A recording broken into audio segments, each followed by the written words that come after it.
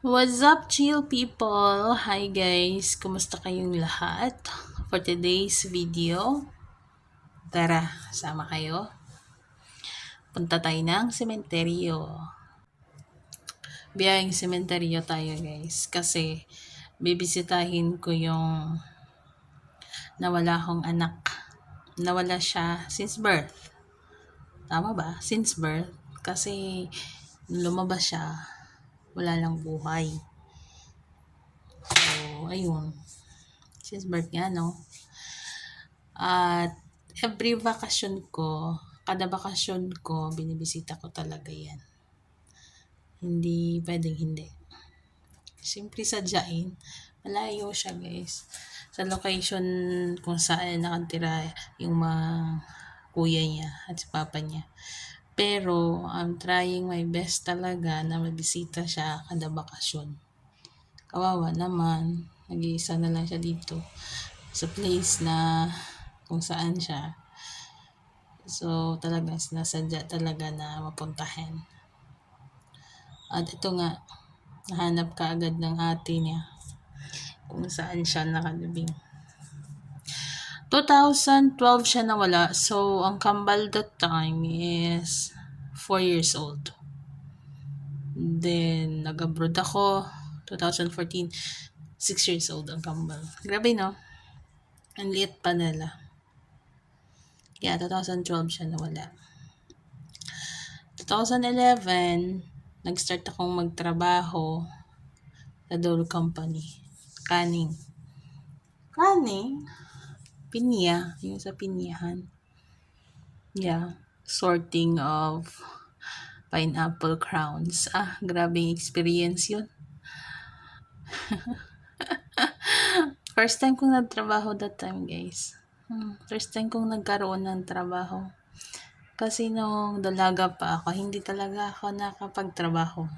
Yun nga eh. Maganda tayo kaya tayo nakapag-asawa ng maaga. Ito eh. And then, 2012, nabuntis ako. Yeah.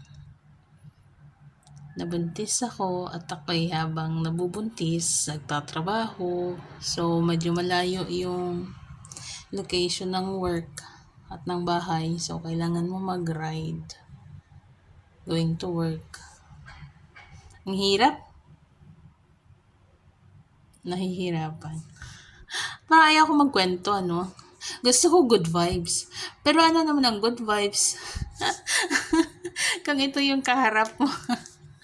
Oh my God, dinadaan ko na lang ganito ako magkwento ba? Basta parang na-hurt ako. Parang akala mo tuwang-tuwa. Kasi nakatawa. Oh my gosh. You're hiding your pain into sa smile. Sa ngiti. Yeah. So, yun. Nawala siya pagkalabas sa kanya. Kasi, yung cord niya ay nagburambod sa liog niya. Ayun daw ang sabi. Pero hindi ko naman nakita, guys.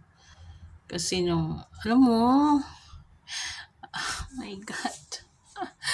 I don't want to talk about. It was so painful. Ako lang yung mag-isa kasi. Ako na yung mag-isa sa hospital. Dalawa lang kami ng asawa ko, walang family. Walang ibang family. Meron yung kapatid ng asawa ko nandun. Siyempre yung bayaw ko nandun.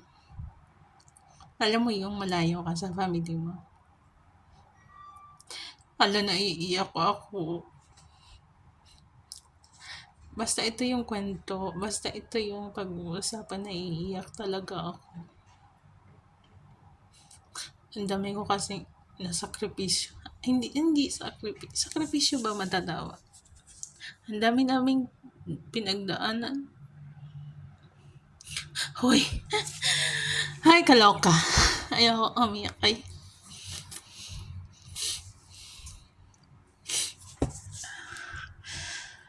Ay. Basta happy ako na every uwi ako, nabibisita ko siya. Diba? Malalaki na din yung mga ate niya. Nagkukwentuhan sila, what if nabuhay siya, ilang taon na siya, 13 years old, malaki na siya, ganun. Pero kayong mga ate niya, yung mga ate niya parang ayaw din naman magkaroon ng kapatid, uy. Alam mo yun, gusto nila, kaso parang hindi nabubuhay. Alam niyo bang pangatlong baby na to, itong nawala? Kasi grabe, no? Ang catcher kasi ng aking yun, nabubuntis ka agad. Ang healthy. So yun guys, naiiyak ako. Yun lang. Bye. Thank you for watching.